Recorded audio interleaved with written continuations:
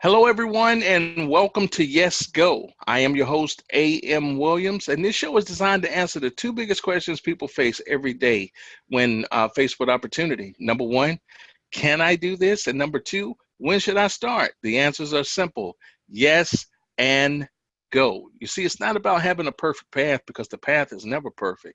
It's about the willingness to say yes to your desires and go all in so that you can play full out and become who it is that you desire to be and to accomplish more than you could ever imagine. And today's guest exemplifies that in ways that he's dear to my heart, and he is an amazing human being. And that is the incomparable Scott Burrows. Scott is an international speaker, and he has an amazing book called Vision, Mindset, and Grit. He travels the world speaking and sharing with the world how to stand up to your challenges and overcome through this powerful formula that he has with mindset, uh, vision, and grit. And I do apologize, Scott, but I get so excited every time you and I come together to be able to talk about you, your story, and the amazing things that you're doing. That it's just so much to share, and I'm just so glad that you're a part of our audience. Welcome to the show, Scott. Happy to be here as always, and that was too kind of an introduction, my friend.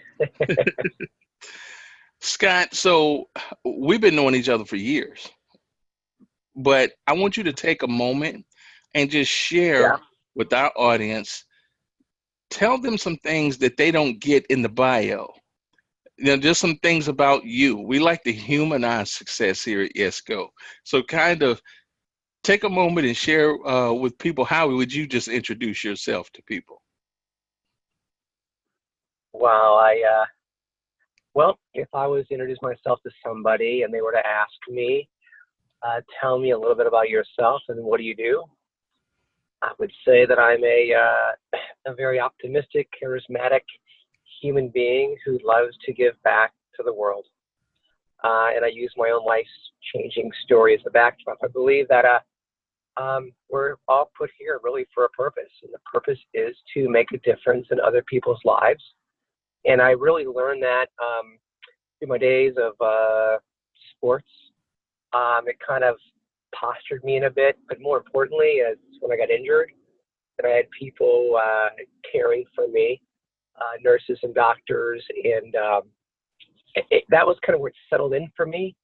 And as I transitioned out of my accident and seeing people giving back of themselves to help me, if you will, get better, I only thought to myself, what in the world can I do to make an impact? And in doing so, I entered the insurance and financial industry out of college. And my goal was to give back and build a business and help businesses and people meet their financial objectives. And it was a beautiful transition. I got a lot of, grievance from that. It was amazing. And then I eventually parlayed onto the motivational speaking business. I realized that platform might give me a bigger platform to reach more people's lives.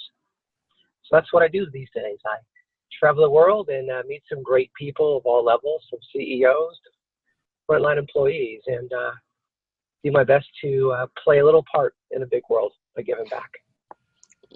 Scott, you and I, we actually talked on the phone a lot longer before we actually even met. But to spend time Yeah. with you, the one thing that I observed when we were together was just how infectious your nature is. Like you really do exemplify making everybody feel important. And there are just certain things that you hear a lot of speakers talk about from the stage, but Yeah. to see it translate or to see it transmute into just how you do life, period, every day, was just phenomenal to see. And I want you to take a moment and just speak to the nature of having that, like when you're on stage, it's literally like it's like a authentic expression of who you really are. It's not like it's something pre-planned or anything. You're just truly just sharing with the world who you are. And could you take a moment and just speak to how important that is, and how does it make your job any easier, or if it makes it any easier or not, just being able to authentically self-express who you are? It's a great question. I haven't had that one before. I can tell you this. I heard another speaker mention the idea of, if you are a speaker and you're on stage to deliver a speech, you want to deliver a speech that will literally change people's lives. Don't give a speech unless you know you can change someone's life. And I heard that years after from you speaking, and I say that because you mentioned authenticity. I learned early on that if I could share my story in the most authentic way by reliving an experience that happened over 33 years ago, but to share that moment as if you're living it with me in that moment, and take you on a really beautiful journey of, where you'll laugh, you might cry, you'll take something away, but more importantly, you might actually be inspired to do something with your own life, that you might change something. So I realize that each and every time when I go on stage to deliver my story, how I share it, my goal is for you to change something in your life, both personally and professionally. And I think you can only do it if you go there and relive it in such an authentic way where you see the emotion coming out. And usually after a 1-hour keynote, I am mentally wiped out because I actually go there. The hour goes by quick, but I do know if you can do it in such an authentic kind of way, it can have such a long-term effect on people's lives. And there's a good chance they'll never forget your speech as opposed to someone else's speech who doesn't do it. That's very powerful, and we're actually going to talk a little bit more about that, and then just a little bit to give people more of an insight on what Yeah. you're speaking about. But one of the things, like this whole show, as far as Yes Go, oftentimes we speak to people who have that urge when they get when we call get bit by the entrepreneurial bug, and Okay.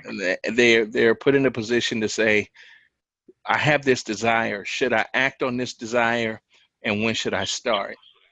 One of the things that we have, like in common, having injuries, spinal injuries. For me, entrepreneurship wasn't about the the dynamic of, well, I have this idea that I want to do things and that. It came from an authentic desire for me to share what I've gone through with the world.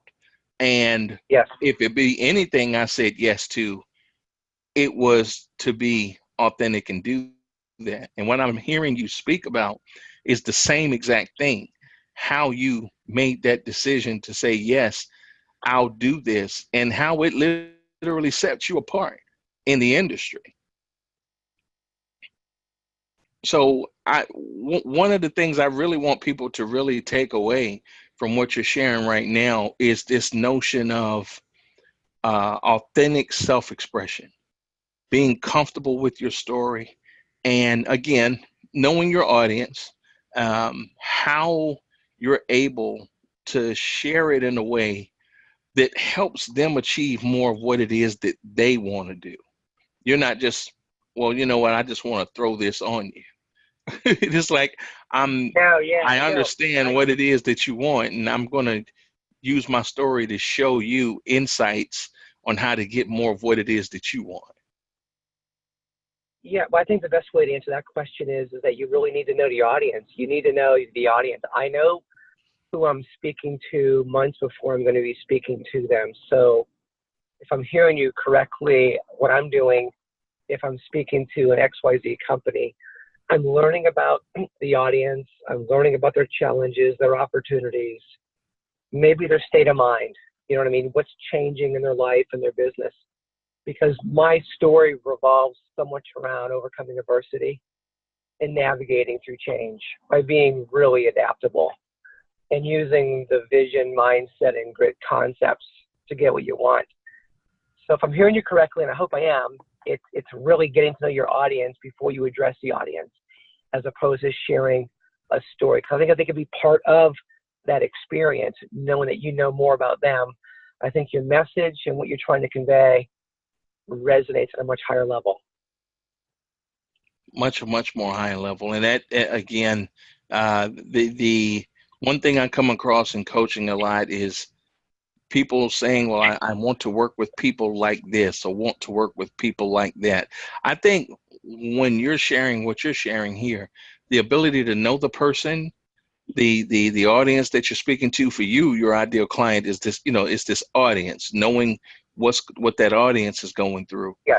Oftentimes in coaching, it's about an ideal client, a profile, an avatar, if you will, Yeah. of what's that person's challenges, and being able to articulate it to them better than they can themselves, in a way, and then being able to utilize your skills, your abilities, your experiences in a way, framing it in a way that actually helps them to be able to achieve more of what it is that they desire, which is super important. It's amazing. We get more accomplished not by trying to be someone else, but just being more of ourselves. I think that's I the think like. I think if you got to be yourself. If you believe in what you are offering, what you are selling as a speaker, I'm the widget, I'm the product. I get rejected and I get hired all the time. Hard to separate because you're the widget. But if you believe in what you're offering, coaching, whatever it may be for you, you got to believe in what you do for a living, and that the product is phenomenal, and that you can actually teach people to use a product or service you may be offering. But I think knowing more about what they do and how you intertwine it is more effective, if that analogy makes sense. Actually, the whole I'm the widget, I Yeah, get rejected, but I get hired all the time. That's a yeah, huge piece. I didn't want to scan over that, and people miss that insight. But wow, what an no, amazing insight that because you're the widget. because I am the widget. I'm the one who is offering a service, and either they are buying or they are not. And when you think they are buying, you're feeling pretty good about it. And you get bought, you're feeling great about it. But when you're rejected, when they turn you down versus 3 or 4 other speakers that they're evaluating, it gets to your mind a bit, but you got to separate it and just be grateful you were considered in the top 5. And maybe the next year, the following year as a speaker, maybe they'll come back and circle back and take a look at you and maybe bring you in. But you've got to separate it if you're the widget. It's easier for me to sell a life insurance policy, which I used to do in my past. I was an insurance agent. So if they did not buy $1 million of term or whole life or universal life contract, I don't think it was primarily me. They may not have enjoyed or like the product, the premium, company. Most people buy from people they like. Mm-hmm. But if they reject, it's not necessarily rejecting me. It's more of a product and service. So that's easier to accept, except when you become the widget. The widget, Sorry. the widget. What an amazing takeaway from this segment. When we come back, we're going to dig more into Scott's journey and kind of give you a chance to experience. We're going to go inside ScottBurrows' world and allow him to share more of him with us. Stay tuned. We'll be right back. Awesome. Hello and welcome back to Yes Go. I'm your host, Coach A.M. Williams, and I am privileged to have with me today international speaker, overcome adversity speaker, Scott Burrows. And Scott was just sharing us some amazing tips about being the widget. I love that analogy. I love that frame. And Scott, we want to take a moment here and kind of dig into your Yes Go moment. Before we do that, I think it's important for us to contextualize it, to really kind of take a moment and speak to what happened before the opportunity came to do something, to get into the life insurance business, to do that, so that people can really see the magnitude of your Yes Go moment. Okay.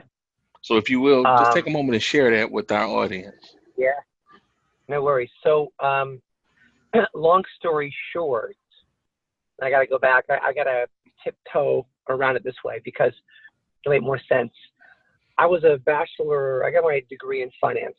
And before this happened, I was in a car accident, broke my neck, paralyzed my chest down, diagnosed a quadriplegic. After I get through the physical stuff that I had to deal with, I went back, graduated with my finance degree. A buddy of mine, a good friend, was in the insurance and financial industry and went to me, he goes, look, if you want to turn lemons into lemonade, why don't you consider becoming an agent, a financial advisor in the insurance and financial industry, and use your story as a backdrop to help people, professional and businesses, take a closer look at one of their most valuable assets, which is one's ability to earn an income and insure it with disability insurance. Now, I thought I was getting into banking, but this made a whole lot of sense. So I go into your motto, AM, the yes, go. I immediately went yes, go. Did an interview in the insurance and financial industry, entered the industry, and over 5 years became a top producer and eventually wanted to qualify for the $1 Million Roundtable, which is a 100% commission-driven award that less than 8% of my peers representing 500 companies in 70 countries on an annual basis. I hit that magical number 5 years later, but I had a passion for what I did. I wrote a lot of disability insurance in the professional marketplace. And but it was my yes, go moment, and I built a career around it. That is amazing. But it almost seems as though the opportunity was catered, to what you had gone through. Have you ever thought about that? Yeah, well, that's why I was like, my buddy saw it. My buddy Steve Muro saw it when he said, you want to turn lemons into lemonade. By going the insurance and financial route, I mean, I had no idea. I was thinking about going into banking, period. So this whole aha moment was someone else's idea, and I thought about that idea and I jumped on it. So it was his moment. I went through transformational change in my own life. This made a lot of sense to me, and I could use my story as a backdrop to make it happen. So life-changing events led to this opportunity. That is amazing because, in Think and Grow Rich, Napoleon Hill speaks about, he says that every adversity brings with it the seed of an equivalent advantage. Yeah. And that has resonated with me so much because your ability to turn your adversity or your affliction into your greatest asset has been one of the most inspiring things for me. The ability to be able to do that has been inspiring for me, and I have kind of taken that and made it my mission to say, okay, how do I turn around and take this and inspire people? And I see you doing the exact same thing, and it has been pretty amazing. It is. So the insurance and financial industry, the adversity I experienced physically, I took advantage of it.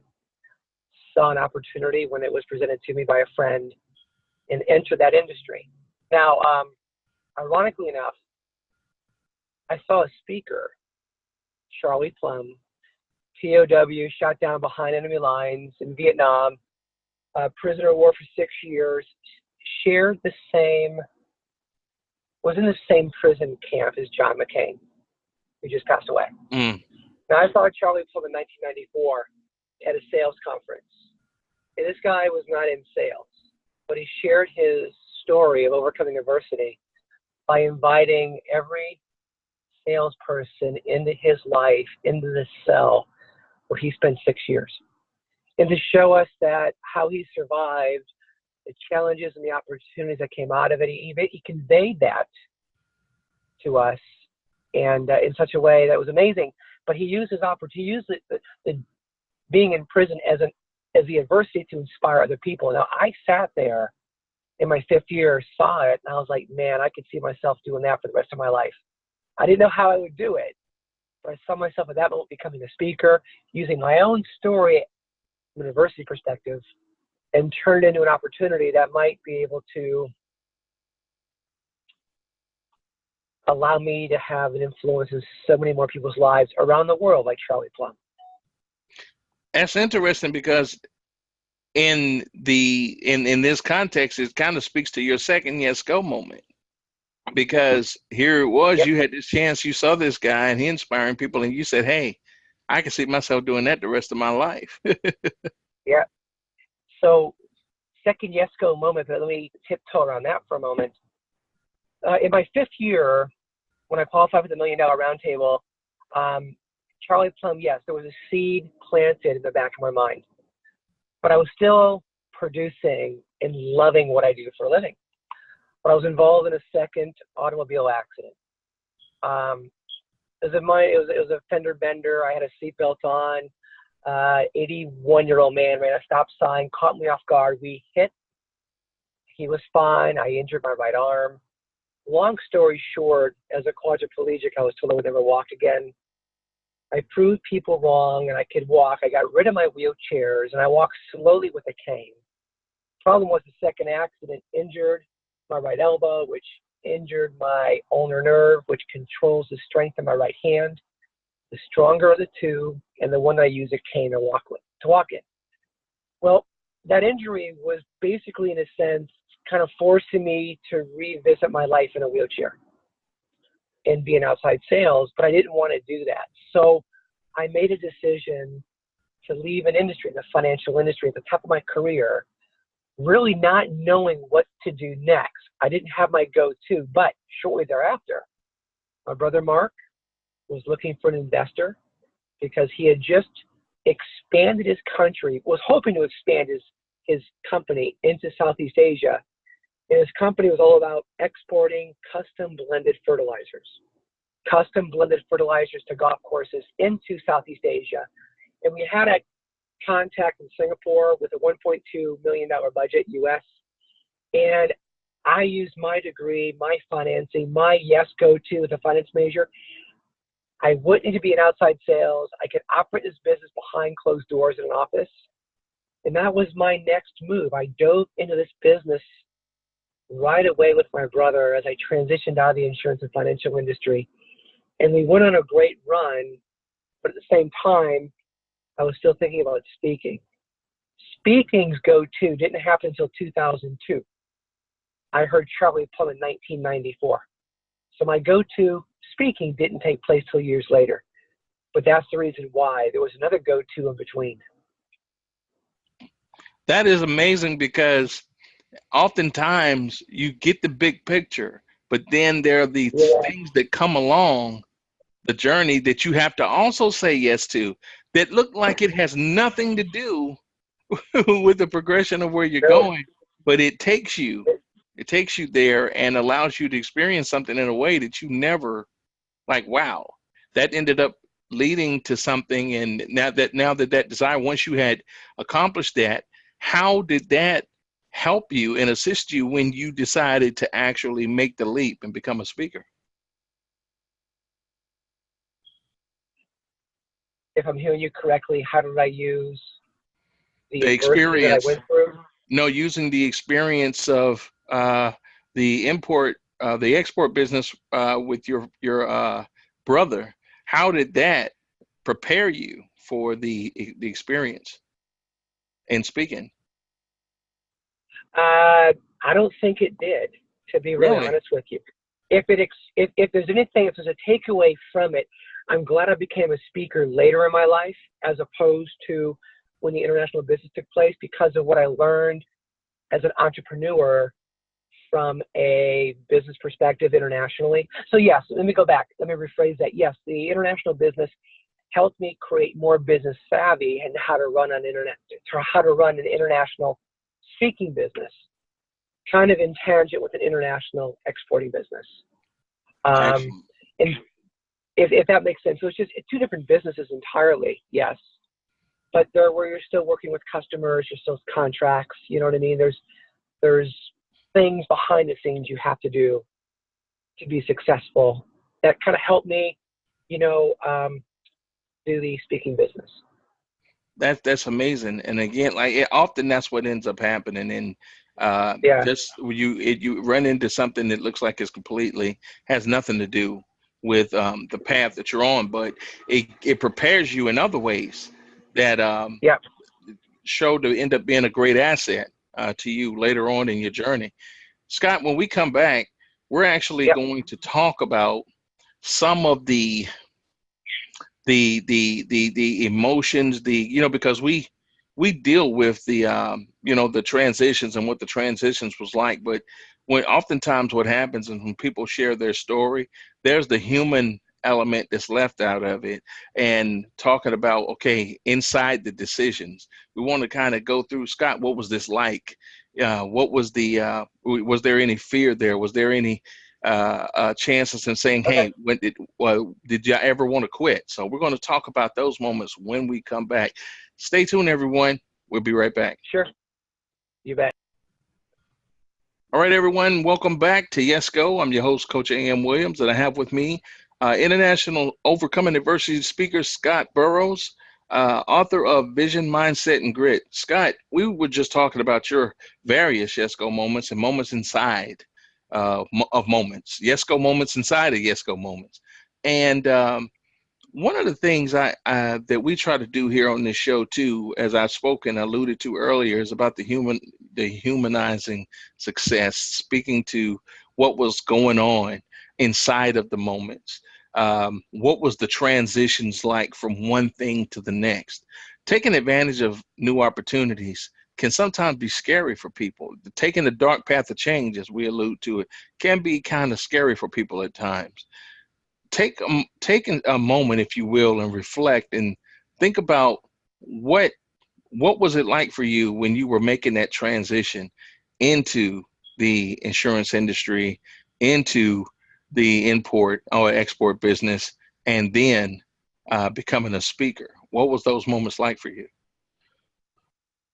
Okay. The insurance and financial industry, to transition into a business, graduated from college, where all of my other friends were being paid a salary, was difficult for me because I would be paid on 100% commissions, and I would be liable for 100% of my expenses. So when I entered that industry, 23 years old, again, I graduated a couple years later because of my accident, but still, it was a fighting experience. I did not want to fail. So that pushed me to work incredibly hard, to stay focused, to have goals, to get in the office early, to make the scheduled calls, to learn from others in the industry who were successful, create a mentorship, and to make sure that you are generating activity on all different aspects of your business, and your willingness to adapt when things are not going, as planned. And I would say, that was a real big thing for me, and that was my focus. So in there, you see the vision, you see the mindset, and the grit is just to never give up. But failing, I did not want to fail because I was told in training, look to your right, look to your left. 2 years from now, that person will be next to you. Wow. So you go into it knowing that if you're going to survive, it's for you to lose. You really can't blame anybody else but yourself. And that's the attitude I took. And I worked real hard, and I shot for the $1 Million Roundtable as one of the big goals, which most people thought that was completely just, to set that early on was such a high standard. But I'm like, look, I broke my neck. I achieved the impossible. Why can't I hit that number? So that's the mindset of a 23, 24-year-old there. So transition out of that one after the second accident. When my brother proposed an opportunity to expand his golf course fertilizer and chemical business into Southeast Asia, I found it interesting and intriguing. One, we had a client over there who had a budget who said, if you guys can figure out a way to find a U.S. manufacturer, get me what I need from a custom blended fertilizer perspective, export it at relatively competitive prices to Scott's Fertilizer and Best Fertilizer in Asia, he'll buy it. So I knew we had it in. And I leveraged everything I had. I took out a Mm. second mortgage. I tapped into savings. I tapped into my emergency fund, but it wasn't an all-in for the dice. We needed seed money, but I also felt 95% comfortable that we had a client that if this went south, that I wouldn't lose everything. I might lose something, but not everything. So that was my mentality, but I had to pay attention to the I's, cross the T's. And I got books, import, export books, learned about letters of credit and working with freight forwarders and maximizing the space and weight in a 40-foot container. And no one taught you this. There wasn't a freight forwarder that goes, hey, look, they want to sell you a container. They prefer to sell you 10 containers as opposed to 6. Well, it turns out I was buying 10 initially, but I realized we could take, those 10 containers, get it down to 6 containers, because you could distribute the weight among those 6, pay overweight fees, and those 4 containers you were paying for now become profit for you. So I had to learn the business. I learned that it was fun. We traveled the world, my brother and I, and Singapore, Malaysia, Hong Kong, Jakarta, Surabaya, Taiwan. It was an amazing journey, in our mid-20s. We're doing just shy of $2 million a year in sales off the get-go. But Wow. there was fear. That we would make it happen. So we did our best, and built our business that way. So that was great. So there was fear there. I didn't want to fail, but and I'll elaborate that in a moment. But as I transitioned into my speaking business, there's a phrase that I use: be willing to fail, but unwilling to quit. Be willing to fail, but unwilling to quit. I think you have to embrace failure. You're going to make mistakes, and I did. We did. And you got to learn through that and embrace it and welcome it. Welcome the adversity. Learn from it, adapt from it, make the correction, and try it again. And I've done that time and time again. And I've done it in the, in the speaking business. It's the speaking business is one of the hardest businesses I've ever been involved in. It's very competitive. I'm a no-name speaker, yet Rudy Giuliani may actually open a conference and I'll close it. So how did I get there? That took some hard work. It took some grit, but still I got to fight for everything that I do. And that's why I work really, really, really hard on my speech, and why I personalize it in such a way is because I feel I have to go above and beyond the Olympians, the Rudy Giulianis of the world, and the people that have been on Oprah and Dr. Phil that are out there as speakers is I haven't been in the showcase in that arena, but I do know my speech is compelling enough. The way I share it has kept me going now for 18 years. When you you just talked about Giuliani opening up a conference and you ended up closing it. You remind me of something Lisa Nichols said when she was offered the opportunity to co-author with Canfield and some people that you very well and work with. She said, people say, well, how did you get that opportunity? She said, to take advantage of the opportunity, all I had to do was answer the phone. She said, the question you should be asking is, how did I get the phone to ring? Yeah. I thought that was always so phenomenal, because literally in many cases, taking advantage of an opportunity is just answering the phone. The question is, how did you get the phone to ring? And so when you when I look at what you've done, and I'm telling you, it's very inspiring. Anybody who's ever heard your speech, anybody who's ever seen you do a keynote, and you got stuff all over the place in YouTube, LinkedIn. I mean, you're very much very well exposed as far as online and out here, and in an amazing book too. They can see the power. I mean, it does a great job at really displaying the power of what it is that you do, and the kind of impact that it can make in people's lives. And I think it's good for you to be able to share those things. But one thing I extracted from what you're sharing is that when you said yes and you said go, how it turned out. Like you were willing to embrace failure. Like you went from I'm not going to fail to embracing failure and how it has turned out for you. And in our next segment, we want to deal with that. We want to talk about what's on the other side of yes, go. But before we go there, I wanted to take a moment, Scott, and first of all, the you lifted up so much there, and I mean we could have done an hour on just a couple of things that you just spoke about here in this segment. But the piece that I gained from this, and just knowing a little bit more about the your story than you shared, I can't help but thinking about how much of this actually played into your earlier kickboxing days and football days and the things that you built along the way up to the accident, that and how those disciplines being instilled in you, how they play out in your business today. How did they prepare you for the opportunities that you were coming into? Answer that now or when we come back? Yeah, no, that I just wanted to speak to that for a moment. We'll Oh, yeah. Well, huge. My first karate instructor, Royal West, once said, the reason people fail to achieve the impossible in their lives is they view the word impossible. Oh, I'm gonna lose this one. AM. They view the word impossible as an excuse not to discipline themselves to take action.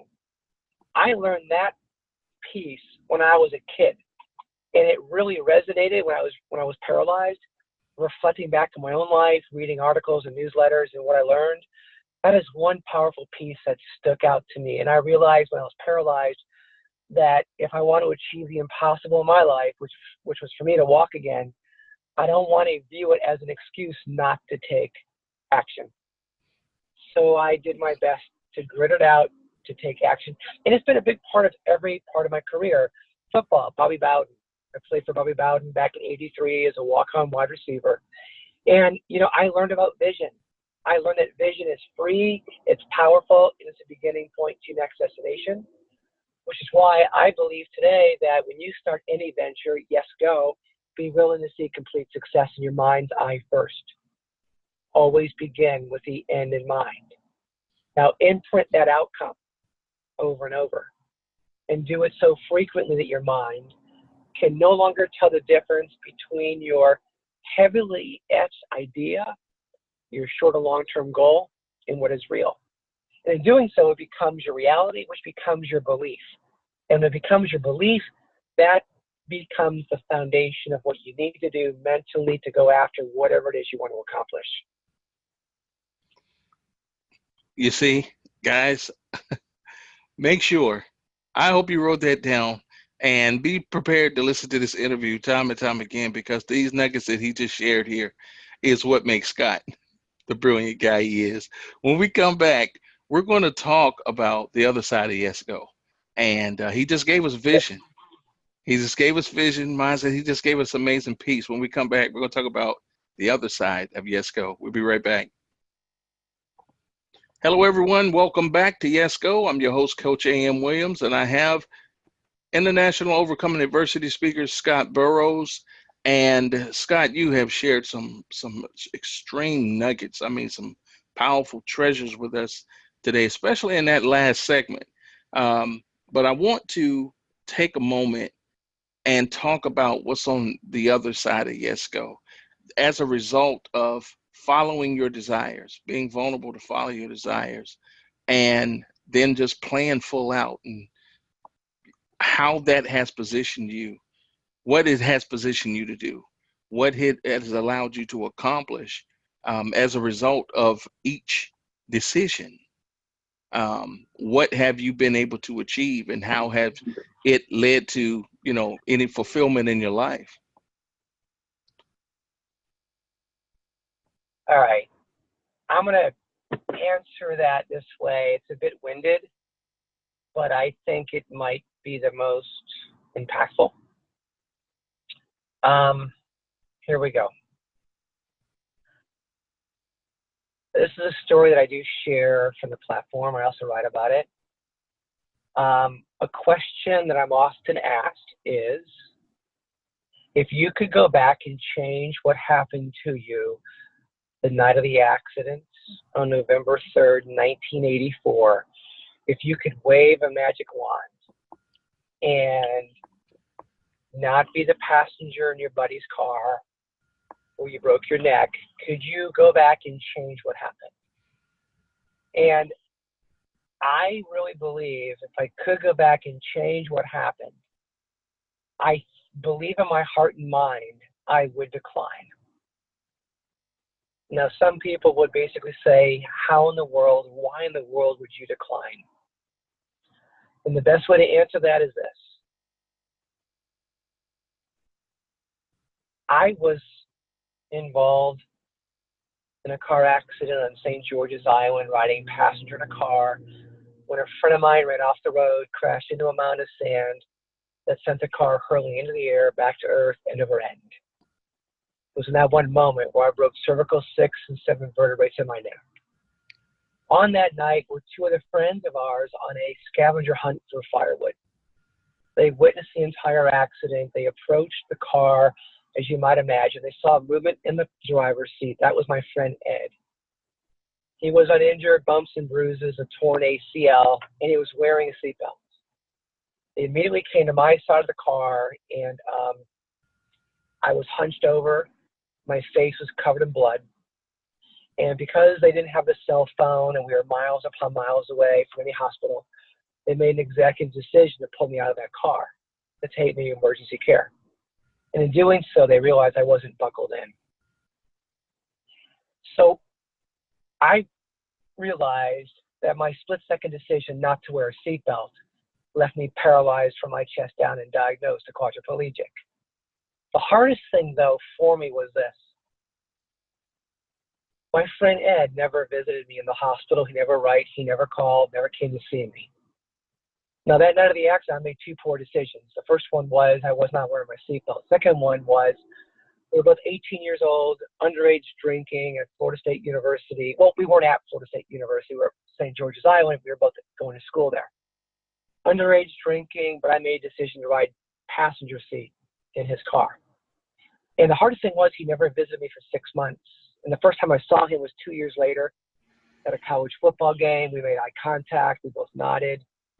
And then he went on his way, and I felt anger, running through my veins at a pretty high level. And that night, I found myself for the first time drinking in excess, hoping to forget everything. Well, that night, a good friend of mine, Brendan McCarthy, knew I was having a bad night.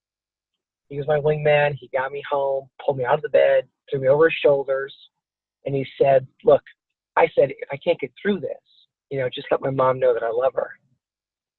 And when I woke up the next morning, I recalled what she said, or what I said, and I said, and I'll look back at the audience and I'll say, look, has anything ever happened to you in your own life, professionally as well, that you believe is unfair or unjust?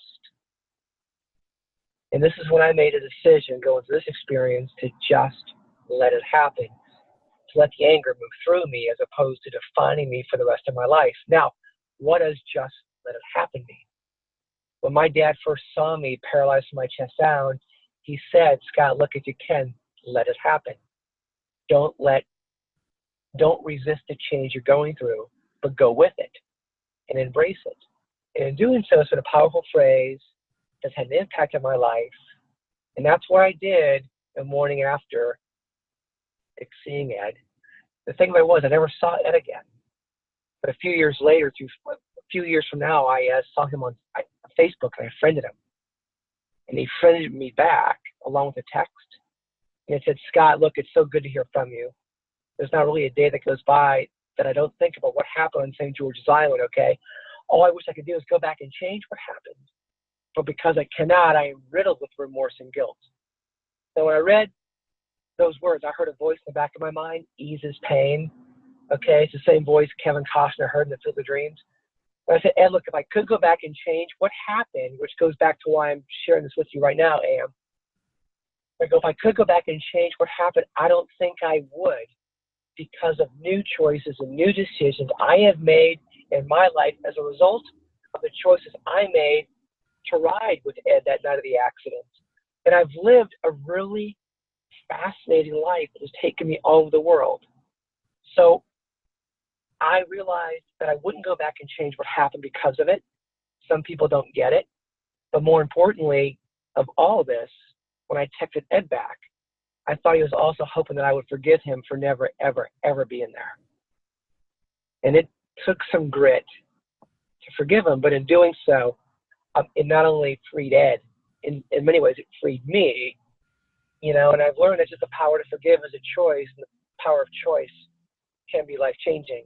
And as a result of my accident, choices, decisions I made to put myself in a situation to become a quadriplegic, to choices and decisions that I've made in business to where I am now professionally, I don't think I would change much, even though I do have rough days like everybody else, aches and pains, and deal with the lingering effects of quadriplegia.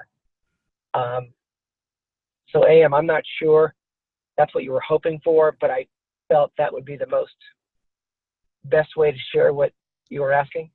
You actually know me too well, Scott, because I was hoping for that, and you gave it to me, and it was brilliant. I think the thing that, and it's a great way to end the show. Yes, go. He said, don't go against it. Go with it. Let it go. Let it happen. Go with it. Go with it. And don't miss that. Don't go against your adversity. Don't go against the challenge that you're facing. Don't go against it. Go with it. And if you go with it, go with your desires. Go with adversity. Go with it. If you do that, amazing things can happen to you in your life. Amazing things will happen. Scott, please tell them how they can get in touch with you online. My website is www.ScottBurrows.com. That's SCOTT. B as in boy, URROWS.com. Scott at ScottBurrows.com. Check him out on his website. You can pull him up on social media, Facebook, YouTube, LinkedIn. He's all over the place. And make sure you get a copy of his book, Vision, Mindset, and Grit. It is a phenomenal read, and I just, you'll be blessed by reading it. Scott, it's been a pleasure having you on the show, and I hope that you'll come back and see us again soon, my friend. Absolutely. Guys, until the next time, the most powerful insight I can leave you with today is go with it. Until the next time, God bless, and keep pursuing the empowered life. Bye-bye.